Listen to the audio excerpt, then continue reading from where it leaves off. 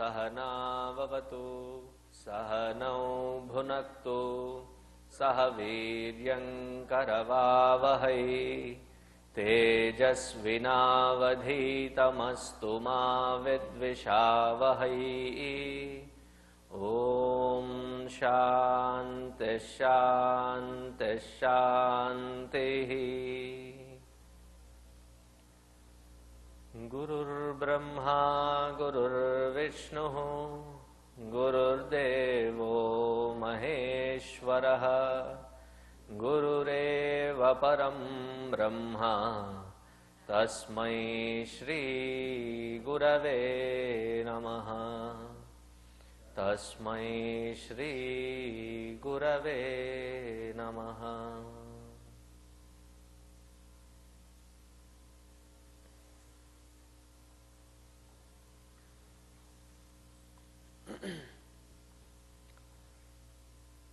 Happy Vijayadashmi to everybody.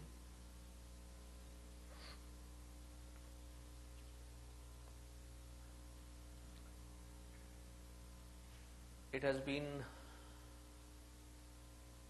my intent to speak on Śrī Sūktam for a while, especially during the Navaratri, before or after. After many years of effort, I think this time it just clicked in the right time, and I guess this is what was her wish.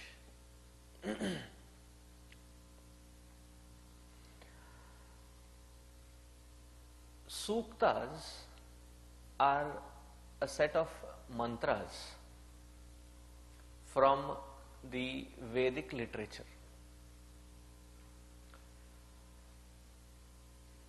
All the Vedic literature are usually referred to as mantras. Itihasa, Ramayana, Mahabharata, Purana, the 18 Puranas and the 18 Upapuranas, and all the Smriti Granthas, they are usually referred to as shlokas. So the mantra aspect is all the mantras of the Vedic literature are apaurusheya. They are not authored by one single person, and it is assumed that it was given by the Lord himself. As the work gets bulkier in its presentation, indexing it becomes a difficult task. If you have referred to the encyclopedias,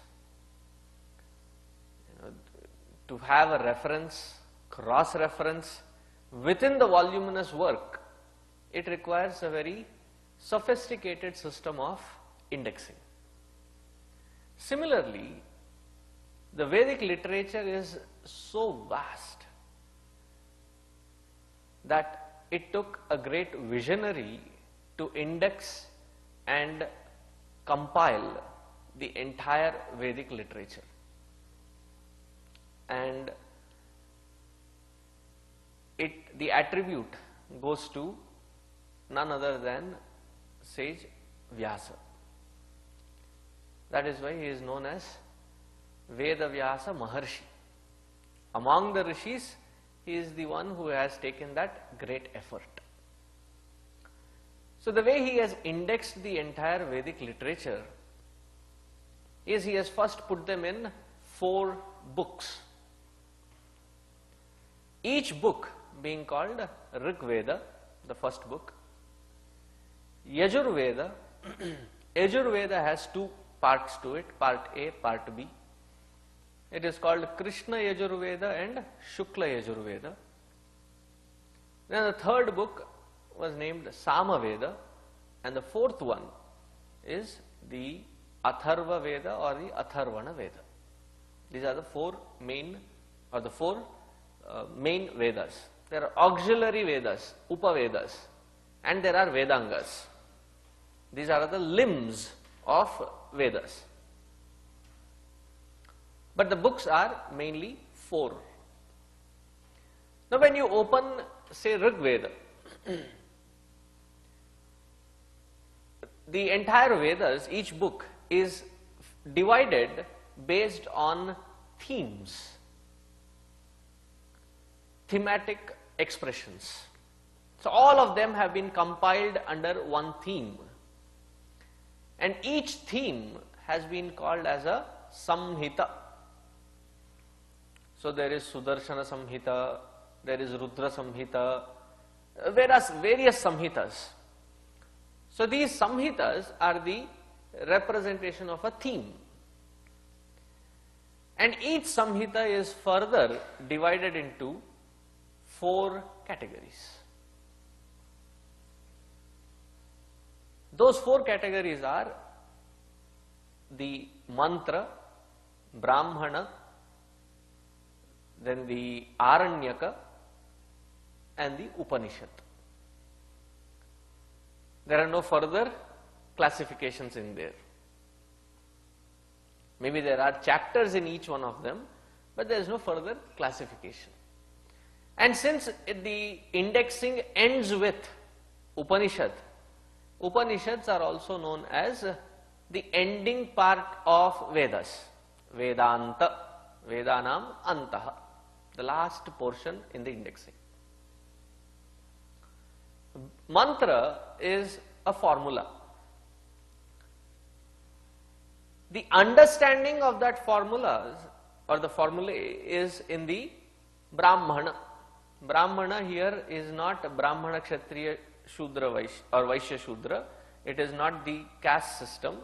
Brahmana here means expertise.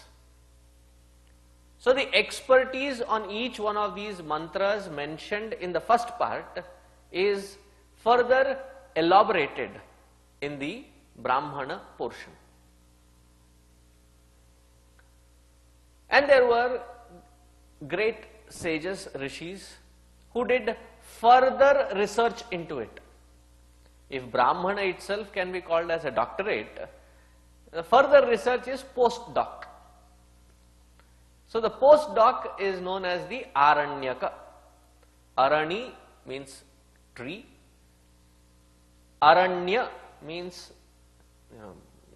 a gathering of all these trees, so forest. Āraṇyaka, that which was researched in the solitude of a forest. Usually in a solitude, secluded place, they took each portion of this mantra, Brahmana, and then did extensive study. Various aspects, various dimensions of this mantra was explored, and that is called the Āraṇyaka. Brahmana itself is an expert, but further research on it, nitty-gritty details that were given in the Āraṇyaka. Whatever be the theme of the Samhita, the final culmination of each Samhita ends in the Vedanta or Upanishad. That should be the final culmination of any study, any branch of study should lead to that Vedantic perspective. So Vedantic knowledge or Upanishadic knowledge talks about one truth alone. And there are no, beating around the bush. It's a straight thought. It's often so straight that we need so many explanatory efforts to decipher the meaning of each mantra of Upanishad. Of course, the entire Veda is like that, but specifically so of the Upanishads. Smaller the Upanishad, greater the effort. So, I was recently at a place, and for next year's calendar, they were saying, why don't you speak on Mandukya Upanishad? I said, why did that inspire you to ask me this question? So I said, oh, it is the shortest one. We can do a mini yajna, 3 days yajna, so that you can cover those 12 mantras, 4 on each day. So that should really suffice. So I then sat him down and gave him the various aspects of it, which finally boiled down to 7 volumes. Okay, then that should be taken as a camp for 2.5 months. Yes. Now you get the picture. The smaller it gets, the greater is the importance. Other than these Upanishads, within the Vedas, there is this portion called Khila. Khila is like the annexure or the appendix. You know, after they have given all the mantra, Brāhmana Āraṇyaka Upanishad, there are some which enhance and can be used in any portion of mantra, any portion of Brāhmana, any portion of Āraṇyaka or the Upanishad to bring out a better understanding. So that portion is called a Khila. And a compilation of all these Khilas together are the Suktas. The most famous one of these Suktas are the Purusha Sukta and the Śrī Sūktam. What does a Sukta mean? Ukta, said. Sukta, well said. So it is almost like saying Wah. Translated into English, wow. A good wow. After coming into this country, my vocabulary has taken for a toss, has gone for a toss. Because, like, you know, the Brahmana, when we don't understand it, we think that it is a caste system, but it has a different meaning. Similarly, in this country, wow has a different meaning altogether. So, I was telling somebody that my first experience, that I had a massive car accident. I landed in US and I was welcomed with an accident. So I call that my big bang entry. So I was saying that, you know, the car was really tossed up and down, and almost everybody who reacted to it reacted with, wow. I used to feel really troubled within. I am saying something so dangerous, and for you it is wow.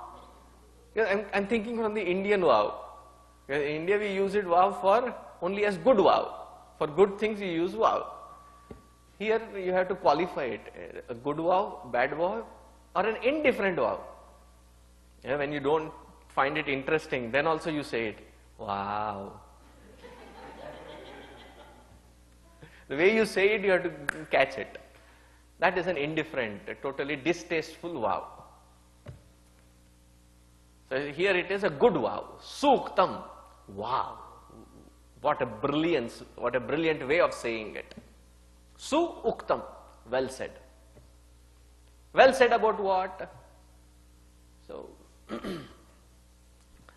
many of us with our Indian native languages, vernacular languages that we have, we immediately tend to confirm that Purusha Sukta means it is about the Purusha, male. Śrī Sūkta, it is about the goddess.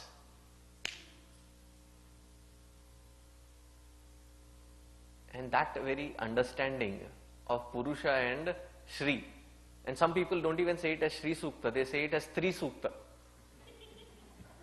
So please correct your vocabulary, it is not Śrī Sūkta, it is Śrī Sūkta. This I tried explaining even in the Ganesha Atharva Sirsha Upanishad. It doesn't hurt to reiterate it again. Vedantins call the Supreme as Paramatma. So we believe in one homogeneous mass of consciousness. We call that as Paramatma. And the amazing part is, we try teaching this to our Balavihar kids right from kindergarten. That is the first shloka we teach. Guru Stotram, first shloka.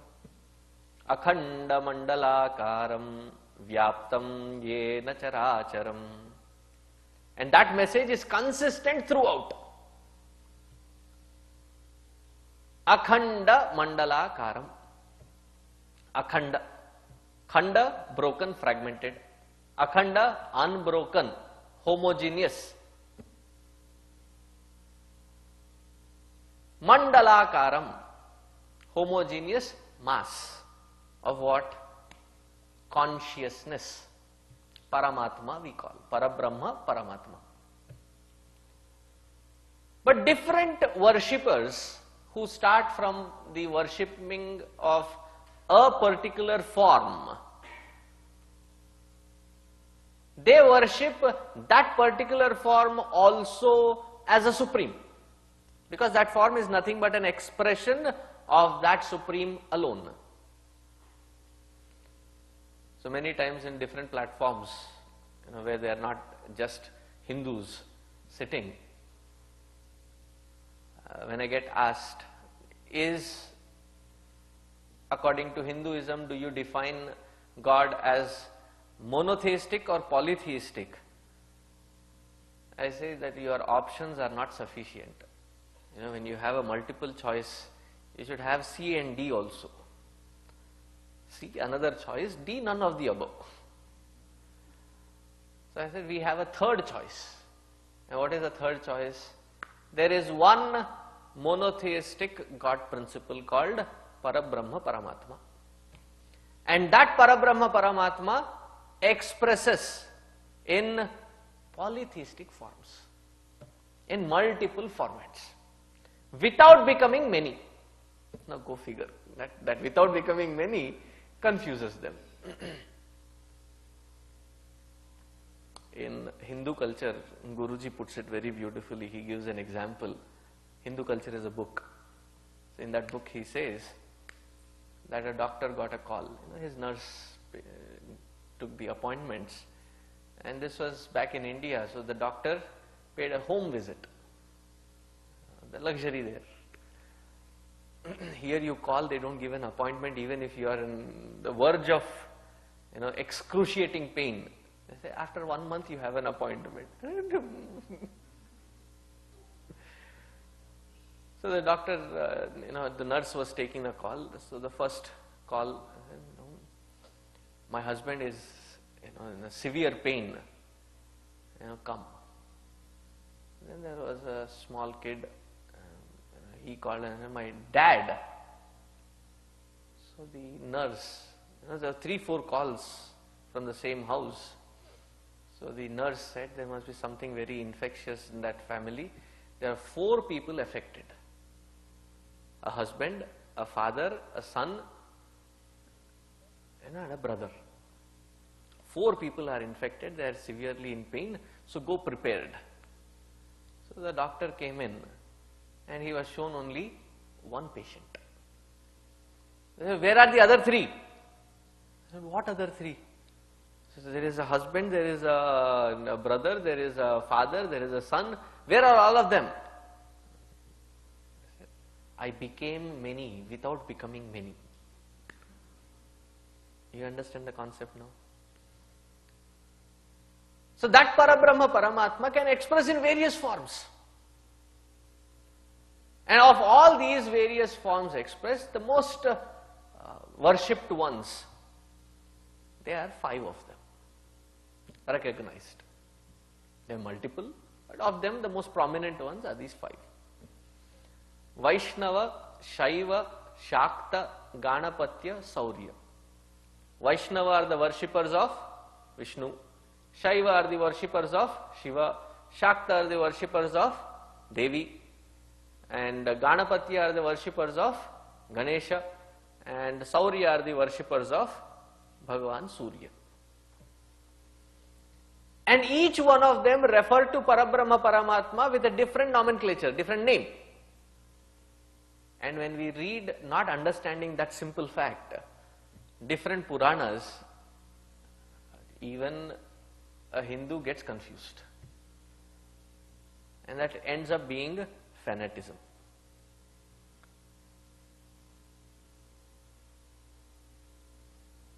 The Vaishnava recognize Parabrahma Paramatma as Narayana. Narayana's aspect coming into the form taking care of sustenance, maintenance is Vishnu. And Vishnu's avatara are the, various Matsya, Kurma, Varaha, Narasimha. These are the avatars of Vishnu. This is how the Vaishnava would think. The Shaiva call that Parabrahma Paramatma as Sadashiva. Even in our shlokas we chant, right? Because most of the avatars of Lord Shiva are Guru. So we start there saying Sadashiva Samarambam Shankaracharya Madhyamam Asmadacharya Paryantam Vande Guru Paramparam. The aspect of Parabrahma Paramatma, or the nomenclature, the name for Parabrahma Paramatma is Sadashiva. Shakta recognize it as Adi Parashakti. And she expresses as Durga, Lakshmi, Saraswati, and various other forms. Kalika Devi, Bhadra Kali, various formats that she expresses. Chamunda Devi, you must have gone there, right? Chamunda Hills, near Mysore. Vaishnav Devi, various aspects of that Devi, but from the supreme standpoint, she is recognized as Adi Parashakti. Ganapatya call it as Mahaganapati, Saurya call it as Surya Narayana. So when we are reading through these suktas, Puranas and various literature that we have, it should not be confusing us that they are talking about feminine aspect in Śrī Sūktam. Śrī from the absolute standpoint is nothing but Parabrahma Paramatma alone. So there is a blend. Wow, I mentioned Śrī and there is a source for Śrī.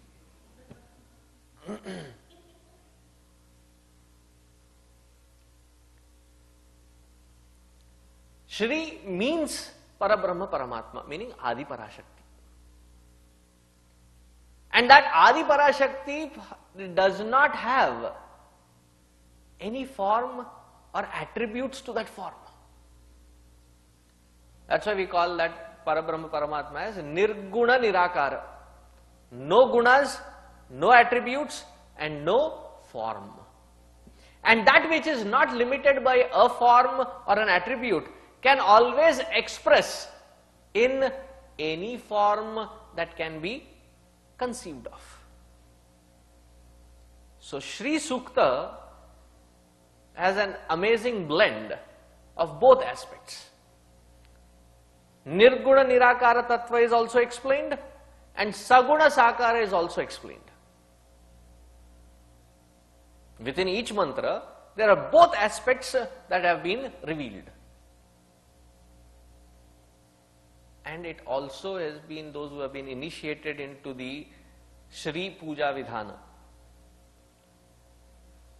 There are other revealing aspects of Kundalini, the Chakra, Shat Chakra Prayoga. Then the Śrī Sukta also talks about the Avarana Puja, the Śrī Yantra or the Padma Mandala as it is called. There are different layers. We see the yantra as a flat cut out on a copper or something and we see it flat. But actually it is a three-dimensional, form. So it has a 3 dimensions to it. And there are different layers. There are 9 layers. That also can be explained. So there are various aspects that are ingrained into this beautiful mantra. Remember I was talking about the Khila suktas, those which come in the end as the appendix. These Khila sutras, a collection of all these suktas, are called mandala.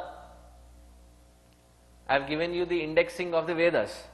Now I am talking about the indexing of the appendix called Khila. Within that Khila there are suktas, and a collection of these suktas are called mandalas. Totally, there are around, in Ṛg-Veda itself, there are around 1028 suktas, of which we learn maybe 5 suktas. We learn Purusha Sukta, Śrī Sukta, Durga Sukta, Medha Sukta and Narayana Sukta.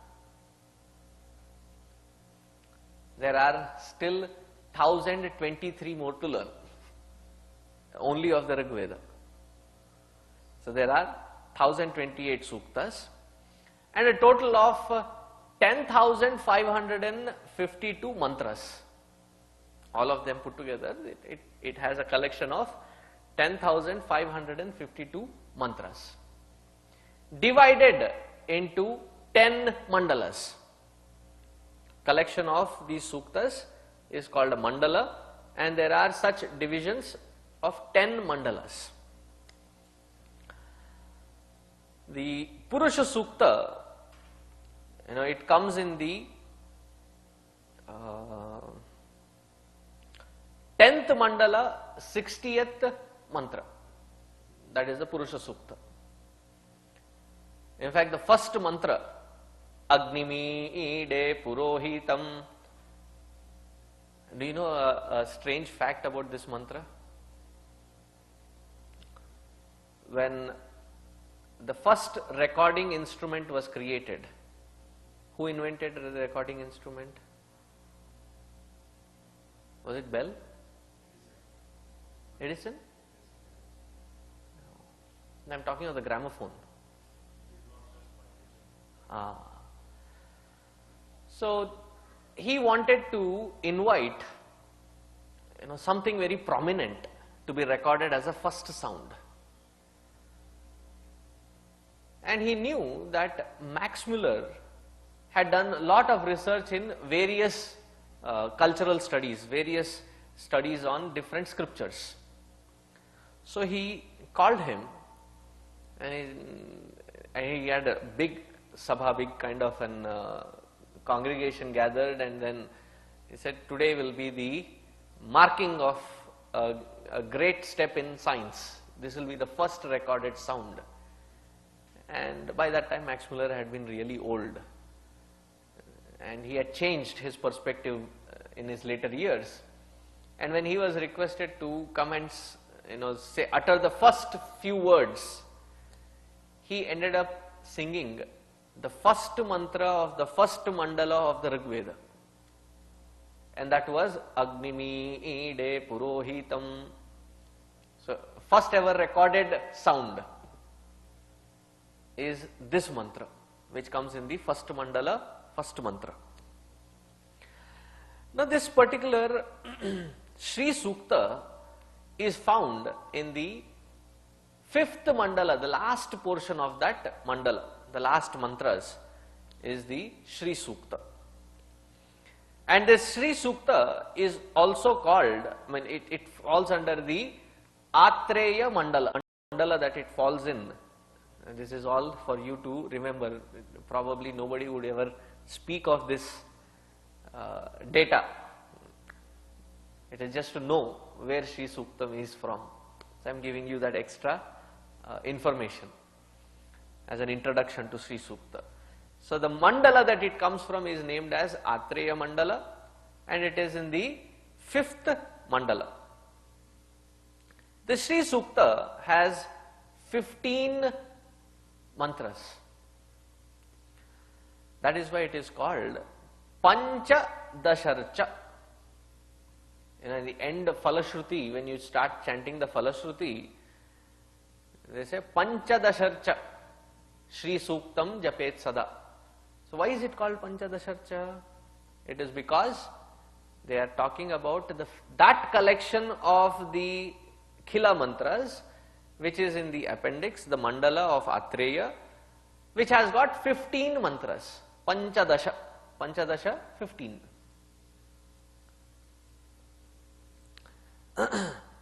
There are many other mantras added in as the Purvokta and the Phalashruti, they are added in. And with regards to that, I have a personal pet peeve. Many of the newly educated into the spiritual field make their own standpoints, because they hear little bit of Vedanta and then they get into learning these mantras and they become really inspired, and they end up learning it half. Whether it is Vishnu Sahasranama, whether it is Lalita Sahasranama, or whether it is whatever it is, they very proudly also say, I read only the mantra portion of it, not the Phalashruti. Why? I am not intending to read this for any phala. Phalashruti also is a very good resource for us to understand the mantra itself. Now this generation does not learn Phalashruti. Good that they showed some interest, learnt it, but did not learn Phalashruti. By next generation, what will happen? The Phalashruti is forgotten. All the beautiful things that have been said in that Phalashruti are lost. So don't make it a convenience standpoint. Chant it completely. Learn it completely. You may not wish to ask for those things, but learn it completely. So having said that, coming back to Śrī Sukta, it becomes quite popular because all the Devi Puja, Devi Archana is done through Śrī Sukta Vidhana. Usually the pujas are done of Lakshmi, Durga, Saraswati, and more than Narayana, we love Lakshmi. Why? We have only one equation. Lakshmi equals bank balance. And so this is quite popular. And because of that popularity of Lakshmi, we worship her through Śrī Suktam. So Śrī Suktam also has become popular. Almost everybody, in almost every household, at least as a parayana without the swaras, at least they chant it. So Śrī Sukta. Within this Śrī Sukta, she is Śrī as the primordial cause for everything, as the Adi Parashakti. She is also recognized as Narayani. Narayani meaning the consort of Narayana. She is also recognized as Trayambake. Trayambake Gauri. So Trayambake Gauri, she is also recognized as Parvati. So everybody is like, how can it be? We thought, Brahma's wife is different, Vishnu's wife is different, Shiva's wife is different. They are Saraswati, then Lakshmi, then Durga or Parvati. And how can Śrī Suktam extol all three of them in the same thing? It's confusing. They're talking from the highest standpoint. That Parabrahma Paramatma expressing as Brahma, Vishnu, Mahesha and their Shaktis. Without their Shaktis, what is Brahma, Vishnu, Maheshwara? And where did that Shakti come from? That Shakti is also that Parabrahma Paramatma Adi Parashakti only expressing. So she is the one who is expressing as Lakshmi, as Saraswati, as Parvati. So don't get confused again. That is why I went into the explanation of the Parabrahma Paramatma being recognized and named differently by different worshippers. But that naming should not confuse us. Is there anybody who has more than two names? Do you get confused? Don't you respond to people when whichever name they call you?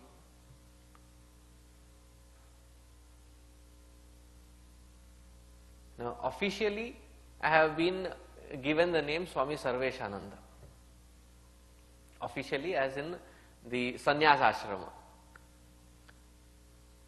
But in the paperwork, because the documentation to change the name on passport, on everything, once it starts on one thing, then it has to be a continuous process of change in all these documents, which takes almost like 7 to 8 months to bring in a change. So I am still holding a passport which calls me as Brahmachari Uddhav Chaitanya.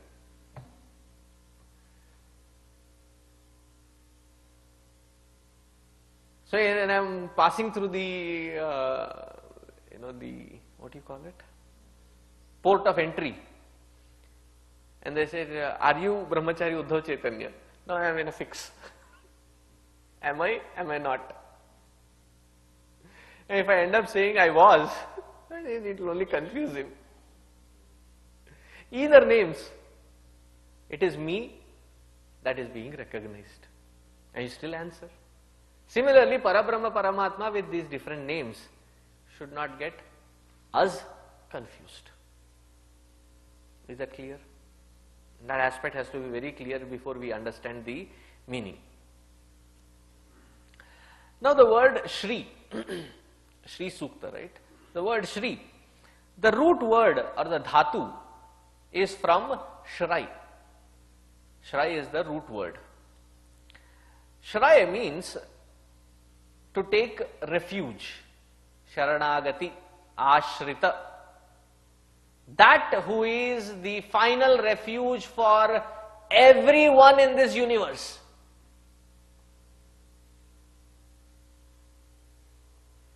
That aspect or that Parabrahma Paramatma is called Śrī. So the etymological derivation of it, Shriyate sarvaihi iti Śrī, which means that primordial cosmic energy who is the final refuge for all creatures. So such,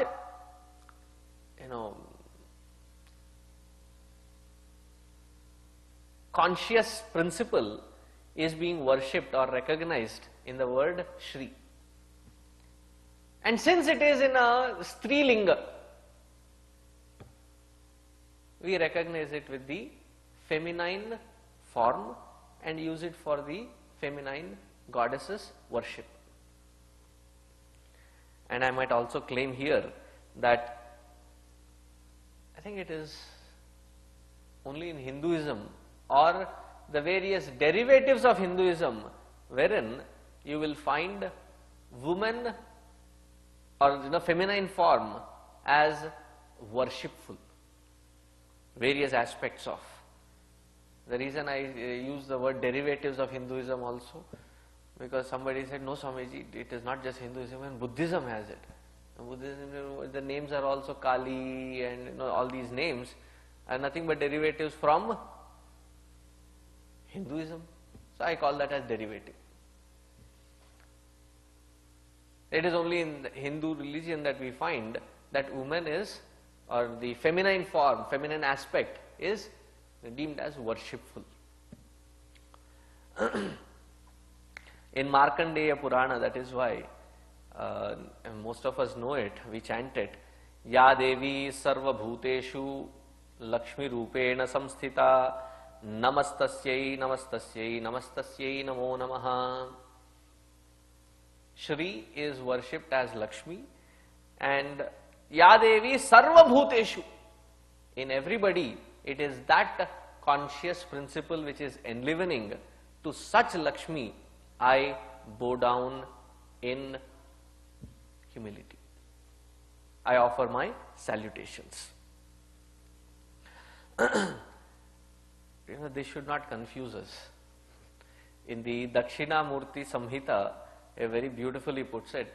It says, Yoshit Purusha Rupena Sprihante Vishwamatrika. Though the word syllable is denoting feminine gender, Shrihi. But it is that primordial or the cosmic form which expresses both as the masculine and the feminine. Yoshit Purusha Rupena. Both forms express. If there is a piece of clay, marble or whatever it is, you carve, you sculpt. Now whichever form that you can sculpt, it will be recognized as that Devi or that Deva. But stone as such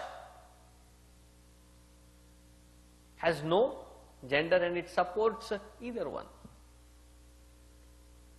even at a physical level. Similarly, the conscious principle does not have, that is why the conscious principle is always recognized, Brahman. Brahman is neither masculine nor feminine, it is a neuter gender. That which can express both as the masculine and the feminine. So don't take the limitations of being a human being and the oppression or the suppression between masculine and feminine aspects here into the divine aspects and create confusion there. So when they say Purusha Sukta, they are talking about that conscious principle. When they are talking about Śrī Sukta, they are talking about that conscious principle alone.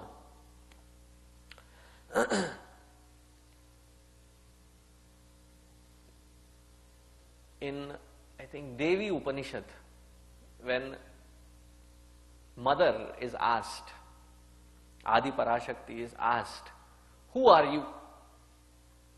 So in her response, she says, I am that Brahman from which both Prakriti and Purusha express. Okay, I am that conscious principle from whom both the Prakriti as well as Purusha and his Shakti, both of them express from that conscious principle alone. So let that understanding be, firm in and through this entire effort of understanding Śrī Sukta. We have been blessed by two great masters. Of course, Vedavyasa Maharshi has already given us Vedas.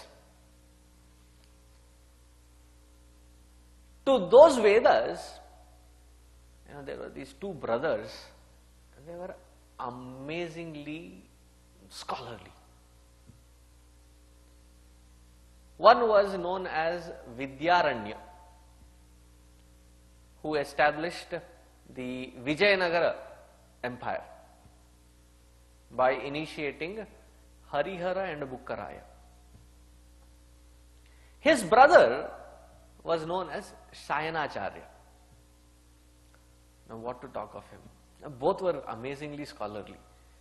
Shayanacharya spent his entire life in writing commentary to every single mantra and every single word of the entire Vedic literature.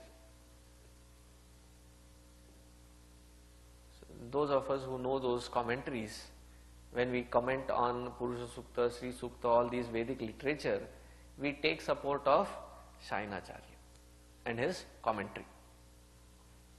Though there are lots of English translations of it by Westerners, I have read through at least 6-7 of them, only to be disappointed that they have not done justice to the words that Shayanacharya has expressed. English has its own limitations. I was not too pleased with any of the translations, but most of you are learning Sanskrit, I hear. It has become a popular class. So pretty soon I wish and pray that you be able to understand enough Sanskrit that you can understand direct Sanskrit translations or direct Sanskrit commentaries given by Shayanacharya. The other one, the other great master is Prithvidharacharya. He has also done, but not that very popular, but he has also given us good commentaries on the entire Vedic literature. So there is, a source of reference for many of us is the Shayanacharya's commentary on the Vedic literature, very exhaustively given. And if you can understand Sanskrit, his work is a thrill to go through. It is that amazing, beautiful. Other than that, there are many other works, not directly focusing on Śrī Sūkta alone, but while trying to explain the entire Devi, Tantra, Mantra and all these aspects, they have also touched upon Śrī Sūktam in their explanations. Some works are like, Shri Tattva, Shri Vidya Vilasa. So if you ever come across in a library or in a bookstore, these titles, do pick and try to read. You will get a beautiful commentary on Śrī Sūktam in there. Now some empirical things about Śrī Sūktam. There are 15 mantras. Each mantra is attributed to a rishi. Rishi, by definition, is a mantra dashtaraha. Mantra dashtaraha, in their deep absorbed meditative states, these mantras revealed unto them. When they were meditating on saguṇa sakara or nirguṇa nirakara upasana, while they were meditating, these mantras were revealed to them in their meditation. It was not that they were hallucinating or imagining, but it was instructed to them. And they in turn gave this revealed mantra to different, parampara of guru and sishyas. So each mantra is revealed to a rishi. And each mantra is fixed in a certain chanda. Chanda meaning meter. Like Bhagavad Gita is in a meter. What meter it is? Okay, good. A good Sanskrit student.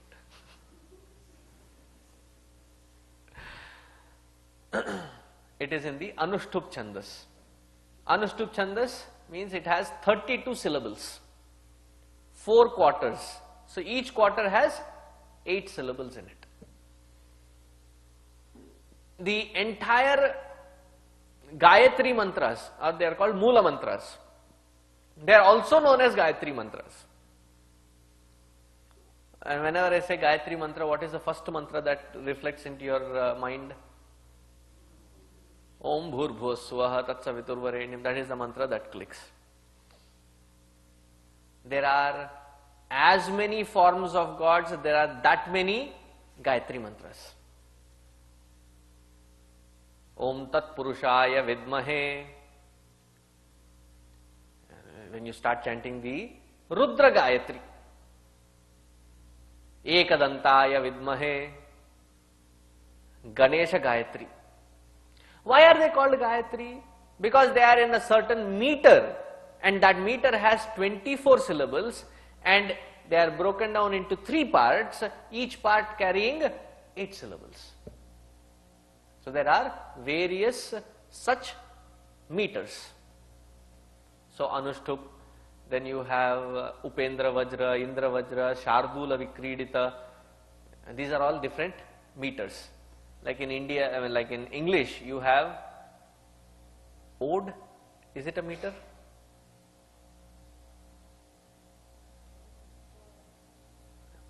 It is a poem, but it is called an ode because it is written in that meter. So the meter is the ode. So there are various meters. Similarly, in Sanskrit, it is a meter. Why is the meter necessary? In the old format of writing down the entire, compiling the entire Vedas, they did not have the punctuation marks, comma, full stop. These are borrowed from the Roman languages. Originally, there is no full stop, comma or any such punctuations in Sanskrit literature. None whatsoever. So if you look at the old texts of Mahabharata or Ramayana, it is like a continuous, words, pages after pages. and you look at it, sit there, look at it and say, no, how do I, where do I start, where do I stop? It's confusing. And not for that person who has learnt Sanskrit, understood the meter. So right in the beginning, every mantra gives us that instruction. Like say you are chanting Vishnu Sahasranama. In the Vishnu Sahasranama, before you do the Sankalpa, there is Hridayanyasa, Karanyasa, Anganyasa. There is this particular portion wherein it says that Veda Vyaso Bhagavan Rishihi Anushtup Chandaha.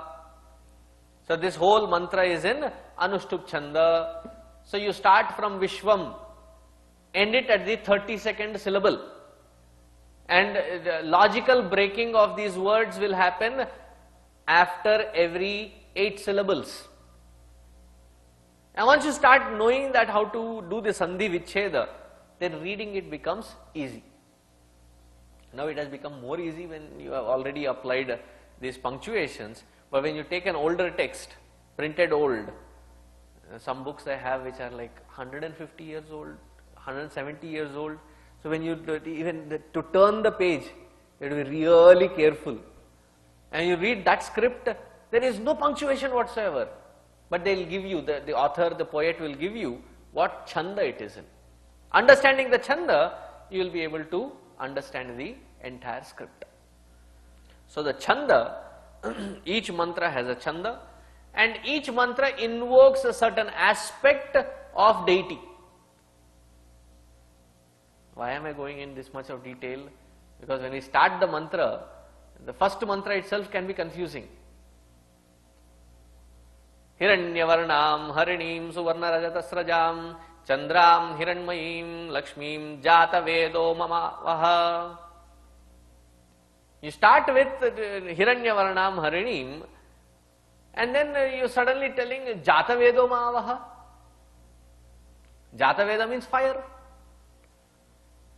Whom are you worshipping here? Are you worshipping Devi, or are you worshipping Śrī as the primordial cause? Are you worshipping fire? So understanding who is the propitiated Devata in that mantra helps us sort out the understanding and meaning of it. And then there is a ritual application, meaning a practical application of this mantra in our day-to-day life. Usually the practical application of these mantras are at 3 levels: Adi, Bhautika, Adi Daivika and Adhyatmika. So once you understand, see, when I start going into the depths of explanation, I'll have all these different aspects. At that time, don't keep wondering why is he explaining it in this angle, because that is how the mantra will be made easier for us to understand. So I am just introducing you to the process of understanding of the mantra.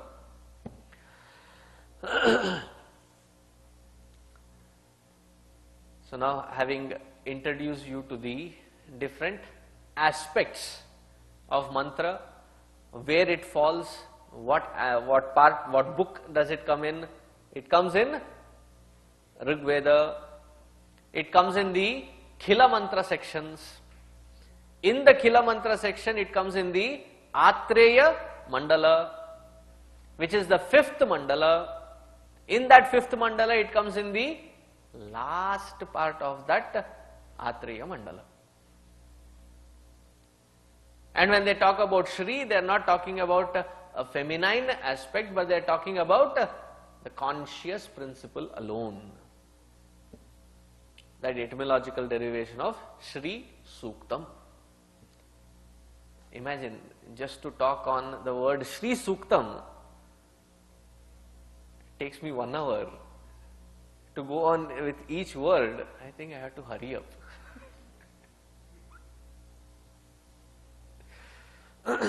So let us chant the first mantra. If you have your gadgets, pads, notes, notebooks, you can download it from our website. It is on the downloads and handbook section, Vedic chanting section. In that Vedic chanting section, you have it in Sanskrit, English transliterated version, Telugu, Kannada and Tamil. So you can download it in any book, any format that you want to, and it will be convenient for you to chant it. And if you bring it as a printout, it will be easier for you to write down the notes if necessary. You're too sophisticated and directly typing it in, it's a totally different picture. So from tomorrow onwards, if you can bring yourself a copy of that printout, it is downloadable, it is free, there is no fee. So bring a printout version so that you can also participate in chanting and learning it. So repeat after me. Hiranyavarnam harinim suvarna rajatasrajam chandram hiranmayim lakshmim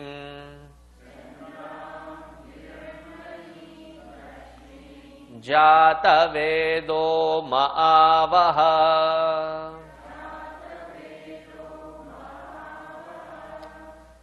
So, as I already introduced, the first mantra is not addressing Lakshmi Devi. Whom is it being addressed to? Jātavedo, hey Jātaveda, ma'avaha. Jātavedo, O Lord, fire. There are various meanings of Jātaveda, we will get to that aspect, just the word meaning right now. O Jātaveda, hey Jātaveda, Lakshmim ma'avaha. Usher, bring Lakshmi unto me. Which Lakshmi? Subbalakshmi? That to MS Subbalakshmi? Or Vijay Lakshmi? Or there are so many Lakshmis that we have named. Which Lakshmi are you talking about? No, none of these. Which are you talking about? Which Lakshmi are you talking about? Hiranyavarnam harinim suvarna rajatasrajam chandram hiranmayim, that Lakshmi. So until now, the first 1.5 lines, they are the attributes. They are the different aspects of that Lakshmi which the seeker is asking that Lord of Fire to bring. So who is this Lakshmi? Hiranyavarnam, the one who has bright golden hue as a color. See, we know of people who are white skin, black skin, wheatish skin.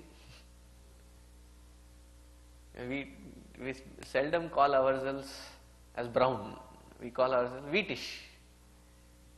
Hindi mein bhi गेहूं जैसा सांवला. Somebody who has that dusky color of a grain of wheat, brown. But when you listen to the description of all these gods, they have a different glow. And the glow is usually explained.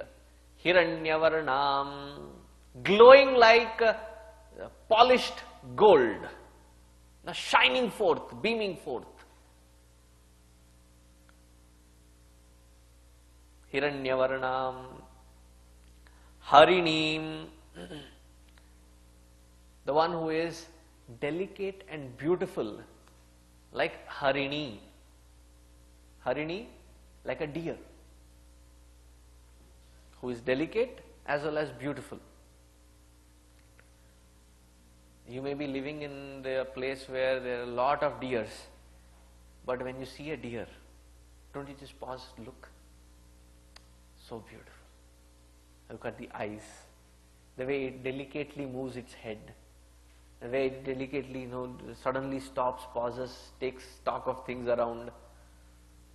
That agility, that beauty, that which the deer represents, she is like that.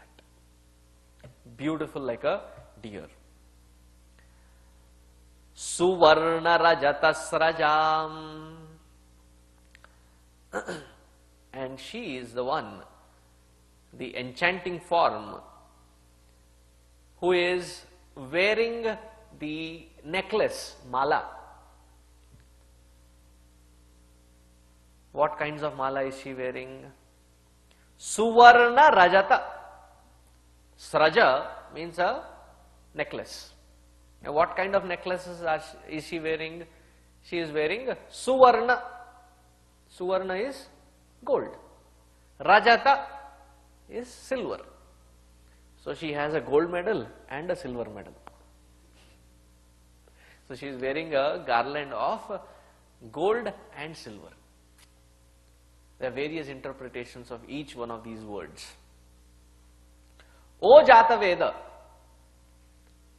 I invoke you, I request you to bring unto me that Lakshmi who is glowing like the gold, who is beautiful like a deer, who is shining, wearing this beautiful garland of gold and silver.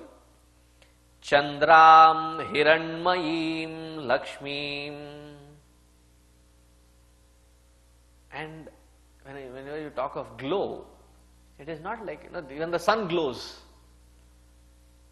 but it scorches. Is her glow also that scorching? No.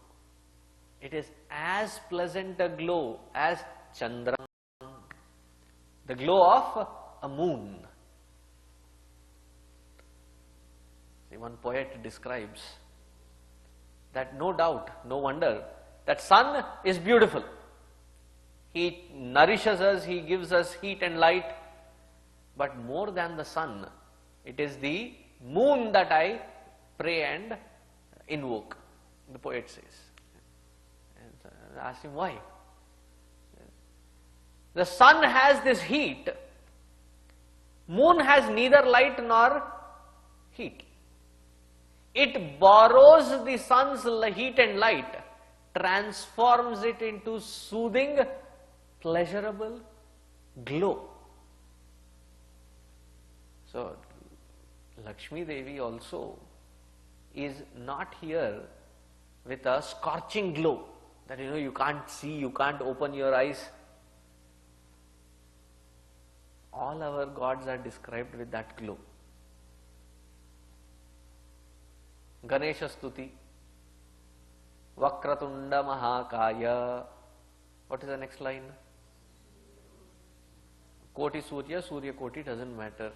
Samaprabha, the one who is glowing like crores of these suns put together. One sun itself we cannot see. Have you ever driven in a precarious condition wherein the car is going in an angle and the sun is setting right there? How much ever you put that, what do you call it, visor? There is no wisdom in it. Why? In spite of that, it hits directly into your eyes. One sun itself is enough to bother us. That too, it is a setting sun, not even the midday sun. It happened once, and that street is also called Sunset Boulevard. I think it is in Seattle. Sunset Boulevard and Seattle. Setting in the west, and that setting sun directly hits into your eye. Do whatever, you cannot avoid that glaring sun. If one sun itself is bothering, imagine Koti Surya Samaprabha, must be really bothersome. I said, no. Chandram, glowing with a soothing radiance like the moon. Hiranmayim, yet glowing. Though it is soothing, it doesn't mean that suddenly the glow has gone. Glowing yet soothing. Chandram, Hiranmayim, Lakshmim, Jātavedo Ma'avaha. See, whenever we start any prayer, any such event, Shubha Karikrama. Usually all our Karikramas should be Shubha only. So when you start any kind of program, any kind of event, what do we start with? First, we start with lighting the lamp. Not the electric lamp, not the LEDs. Today, these days you get those, tower of LEDs. It look beautiful, but not similar to the same effect of having a lamp lit. Even here we have the lamps lit first. We first invoke God, fire. Why do we invoke fire? He is the transportation and telecommunication department in charge.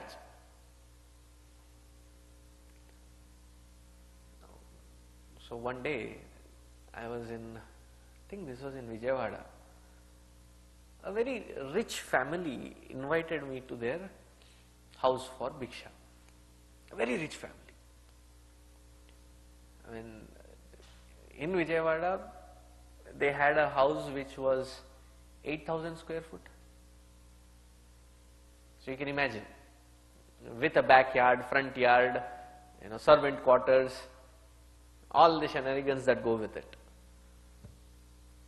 And that person by mistake heard me somewhere and he said, I wanted to clarify certain doubts, will you come? So I went.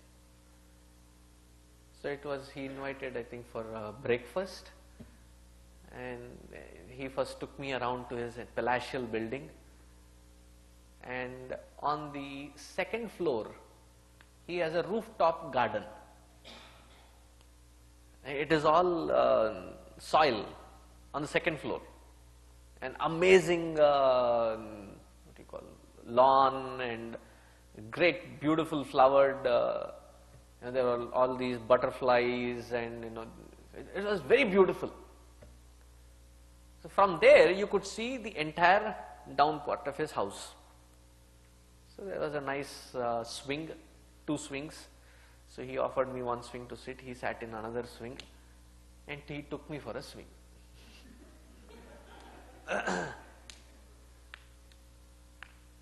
Downstairs there was another garden with all these vines hanging, the breakfast was being arranged there. And he wanted to pull a fast one, practical one on me. So after being served, so the lady, his wife, she looked up and said, you can come down for breakfast, everything is ready. And this person doesn't talk of leaving from there. So I said, should we go for breakfast? He said, no, eat from here. I said, how is it possible? I said, precisely my question also. When we do all these kinds of, kriya karma, or the karma kanda, wherein, you do the last rites, and yearly you are asked to do the last rites for somebody who is already departed, and you leave the pinda tarpana here in this world, saying that this will feed that last one, because for them the time frame changes, for them 365 days here is one day for them, and it is like feeding them every day. I have questions about that too. But just this aspect that I give it here physically, how is it going to go there when nobody is coming to eat it here? If that is possible, then it should be possible for you to eat breakfast from here. It is served downstairs. I give you the privilege of seeing it and eating it here. A very practical fellow. So I told him. His one son was studying in US, or still lives in US, I think. So I said, does your son make money by writing? He said, no, Swamiji. Where is he going to be a writer? I said, no, he writes you letters and you send him money. So that way he is writing and he is earning money. Do you send money to him? I said, yes. How do you send money? So what is that wire transfer called? Western Union. So he said, I use Western Union. I put money here, and the same evening he can get the money there. Does he get it in Indian rupees? Same denomination that you put in here, does he get it? No. He gets equivalent of it converted to the currency of that country. In US dollars he gets it. So he doesn't get exactly the same thing, but does get the worth it back there. So what does the Western Union do? It transfers the worth, this amount, back to the person concerned as we asked for. Similarly, when you offer the Pinda Tarpana or any such program that we do, we start with fire. We light the lamp. That has a significance. To whomsoever we are invoking and dedicating our that puja, upasana or japa, the fire takes the subtle form of energy to the other worlds, to the deity intended that we have offered these salutations to. So even that Pinda Tarpana, when it is given, it is not like food kept in your fridge, yesterday's food or something which was lying there, you make 3 balls and put it there. It is fresh cooked food which is warm. That warmth, the heat, is the transferring agency which takes the subtle energy to the other world. I have told you the concept. Now how to prove it? Go prove. No, sorry, how does it transfer?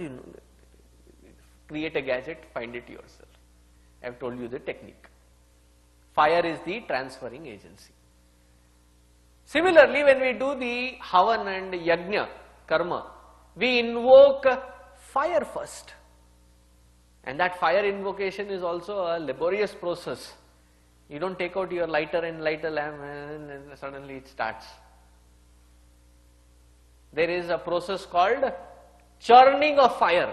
There are 2 wooden bowls, there is a wooden stick, and there are 3 healthy people who are churning that wood, creating that friction in that piece of wood, and they have cotton, fiber, jute and other things.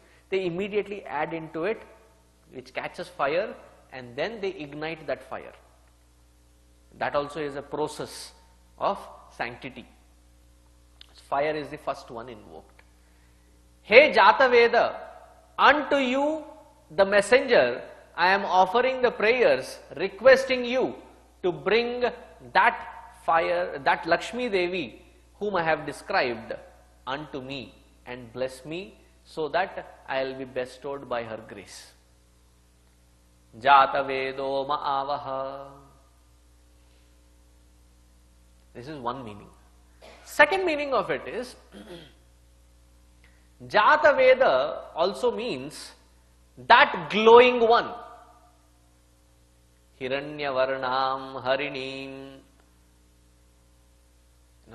Hiranyavarnam, the one who is glowing. Jātaveda can be an attribute of that glow. So it is not that they are invoking a separate fire. This is the second meaning that I am giving. First one is the fire. The second meaning is that we are directly talking to Mother herself in that form, Lakshmi Devi herself, who has another name called Jātaveda. Hey Jātaveda, O Mother, please come unto me. Please bless me with your divine form and presence. Jātavedo vai Purushaha Purushat evam Veda. Jātaveda is also known as, or it also is interpreted as, the very form of Vedas, all the knowledge that we know of. How did we know to worship Lakshmi Devi? How did we know anything? It was through the Vedas that were sanctioned and given to us. So the entire Vedic literature is also known as Jātaveda. So, hey Veda, help me reach, help me attain the presence and glory of Mother Lakshmi Devi so that I can be bestowed upon by her grace. Jātaveda is also the name of Narayana himself.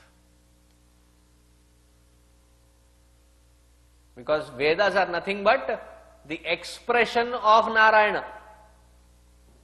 So the one who has given us the Vedas can also be recognized as Jātaveda. So instead of asking Lakshmiji, you are asking the permission of Mr. Lakshmi. And he doesn't feel bad if I call him Mr. Lakshmi. As many of the husbands feel really awkward. Swamiji, क्या सबके सामने ऐसे बुला दिया? What, you are not? There was this lady, Sunita. Her husband was there. Hey Sunita Pati, I said. सबके सामने ऐसे बुला दिया. Sir, what, did I tell you something wrong? Are you not Sunita Pati? No, but you don't recognize him. And God himself doesn't have a problem. What is Narayana's name? Isn't he recognized as Lakshmi Pati? Sridhara. I mean, the one who is Mr. Lakshmi. So Jātaveda is also the meaning for Lord Narayana himself. O Narayana, O Jātaveda, please, I am praying unto you that may your Shakti Swarupini, Lakshmi Devi, may Mother come down in this beautiful form so that she will bless me with all the glow and glory of her presence. Jātavedo ma'avaha.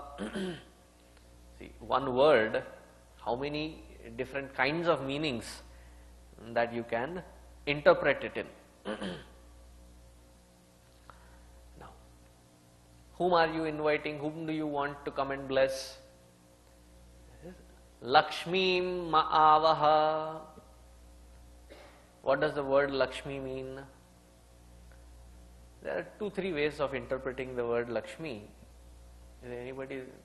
I know one with the name Lakshmi here. Okay.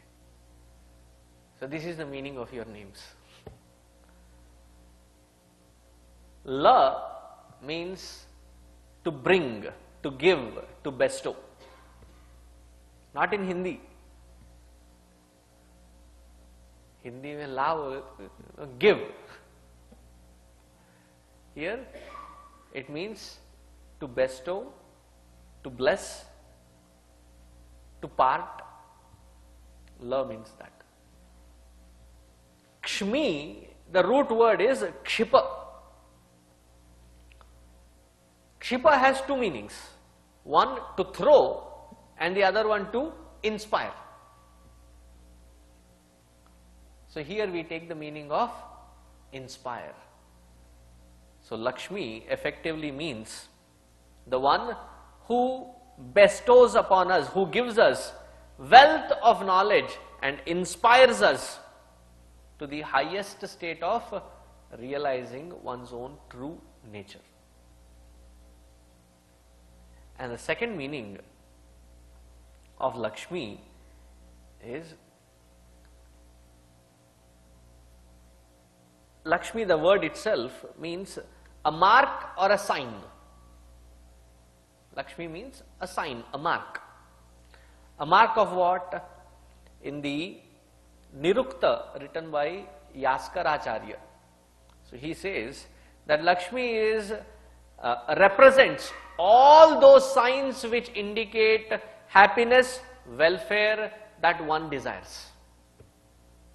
And that is why Lakshmi Devi is different forms, different aspects. What are the things that give us happiness? Even in the mortal sense, dhanam, dhanyam, pashum, bahuputra labham, shata samvatsaram, dirghamayuhu. All these are different aspects of Lakshmi Devi alone. Dhana Lakshmi, Dhanya Lakshmi, Vijaya Lakshmi, Santana Lakshmi, Dhairya Lakshmi, Saubhagya Lakshmi, Vijaya Lakshmi. All these are different aspects of Lakshmi. So all these signs which gives us happiness and welfare, all the signs of happiness and welfare is called Lakshmi Devi. In fact, somewhere it is also described, I think it is Vidyaranya who describes, Vidyaranya Swamiji, he describes that the glow in the sun, doesn't it give us happiness? Imagine if 3 days of gloomy environment, it's not even raining, it is drizzling, it's clouded, you go outside, it feels dark. And they say they have a deep impact on our behavioral pattern also. I know the abbreviated thing, they call it SAD. Seasonal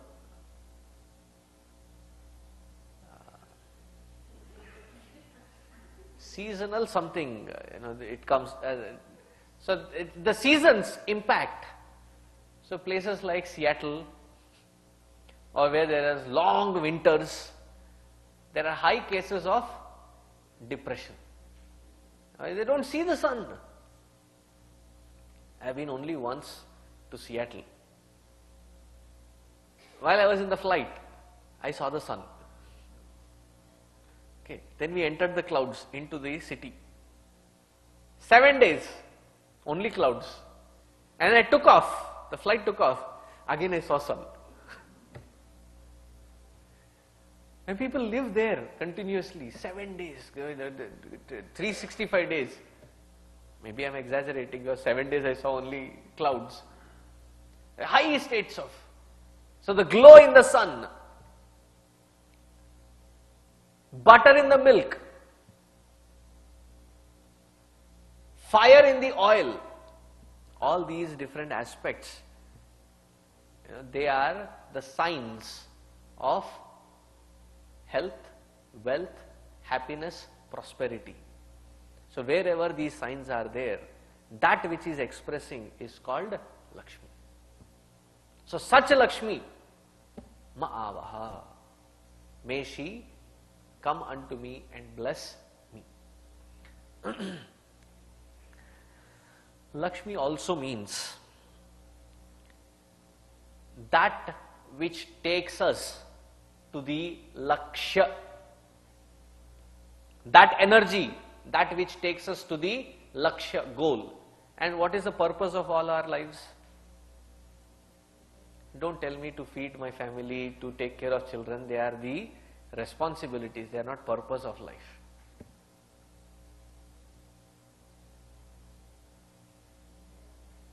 Realizing one's own true nature, having realized which, it is the highest state of happiness, and the one who is happy alone can give others happiness. That is the purpose of life. That energy which takes us to that Lakshya.